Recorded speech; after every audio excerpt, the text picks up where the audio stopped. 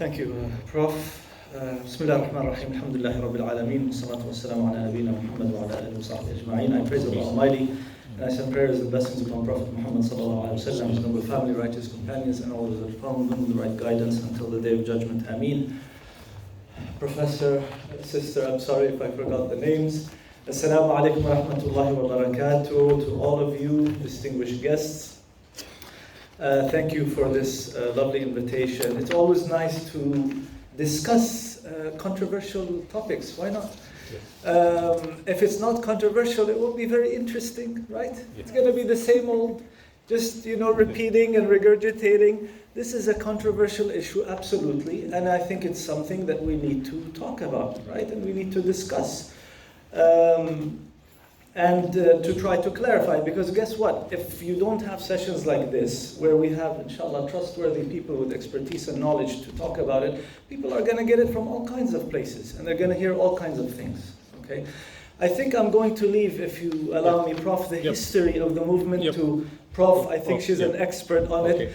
I will say that women have been trying to get their rights I would say maybe not for a very long time, and correct me if I'm wrong, Prof, but when you talk about women struggling and fighting for their rights, you might be talking just about 1 or 2 centuries ago, where it really started, and it really started to get a move on. Before that, it was the same old, And this, as we will see in the discussion, only makes the Islamic heritage and the Islamic empowerment of women that much more interesting.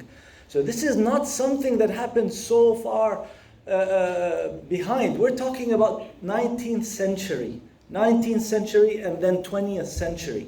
The beginning, the first wave feminism, sometime in the, I believe in the 19th century with the suffragettes, trying to get their legal rights. We're not talking quite yet about political rights. And then later on, getting voting rights and political rights and so on and so forth. So if you're talking about something that's only a century or a century and a half old, with the backdrop of history, this is a very short time. So this is something very, very new, okay? And that's why when we talk about Islam empowering women over 14 centuries ago, people have to stop and think, especially if we present this properly to non-Muslims, that look at what Islam did to women more than 14 centuries ago. I think the definition of feminism is one thing. You have the denotation, and then you have the connotation. The denotation of feminism actually seems quite palatable. Why not? Promoting equality, gender equality between men and women, economically and politically and socially, sounds kind of nice, right? Yep. But then when you come to the connotation, that's a different world altogether. You start seeing something, I would say, very ugly, okay?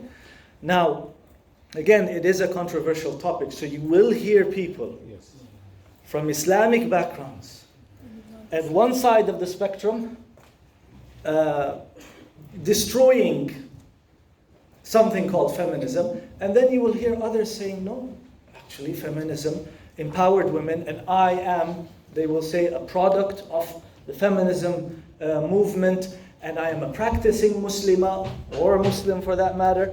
I think that the movement has a lot to offer. So you will hear the spectrum of opinion, and that's why it's important to touch on it. Feminism and feminism movement, what is the difference? Feminism movement. Well, I mean, I think the feminism movement is just the attempt, the grassroots effort and attempt to put feminism into practice, right? Mm-hmm. But like I said, there's a huge difference between what we define as feminism and then the way it actually manifests itself. So now, when you talk about feminism, forget about Muslims, even amongst non-Muslims. You will hear non-Muslim women bashing feminism left and right and saying feminism destroyed us and we are against feminism, and women against feminism, and feminism created amongst women a hatred for men and created this divide